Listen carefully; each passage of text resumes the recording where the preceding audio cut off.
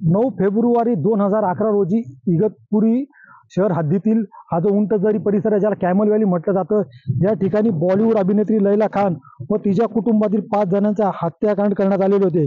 या हत्याकांड प्रकरणात दोषी ठरवण्यात आलेल्या तिचा सावत्र बापजाय परवेज त्याला अखेर सत्र न्यायालयाने फाशीची शिक्षा ठोठावली आहे।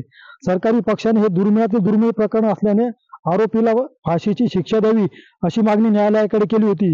इगतपुरी येथील हा जो बंगला, या आवारात बॉलिवूड अभिनेत्री लैला खान, तिची आई सेलिना व 4 भावंडांची हत्या झाली होती। हे प्रकरण 9 फेब्रुवारी 2011 रोजी उघडकीस आले होते। जम्मू आणि काश्मीरमध्ये पोलिसांनी परवेज याला अटक केल्यावर काही महिन्यानंतर लैला आणि तिच्या कुटुंबियाचे हत्याकांड उघडकीस आले, तसेच त्याचे कुजलेले मृतदेह बंगल्यातून बाहेर काढण्यात आले होते।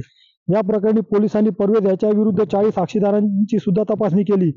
गेल्याच आठवड्यात आरोपी परवेजला दोषी ठरवण्यात आल्यानंतर आज जे आहे त्याला ती फाशीची शिक्षा ठोठावण्यात आलेली आहे। आपण आता आहोत लैला खानचा जो फार्म हाऊस, जो बंगला आहे त्या परिसरात। आपण बघू शकतात का हा बंगला जो आहे आता पूर्णपणे जो आहे हा भग्नावस्थेत आहे आणि 13 वर्षापूर्वी याच बंगल्याच्या आवारात जे ते अमानुष हत्याकांड घडलेले होते आणि त्यानंतर आता 13 वर्षांनी तिला न्याय भेटला असून आरोपीला फाशीची शिक्षा ठोठावण्यात आलेली आहे। शैलेश पुरोहित, TV9 मराठी, इगतपुरी।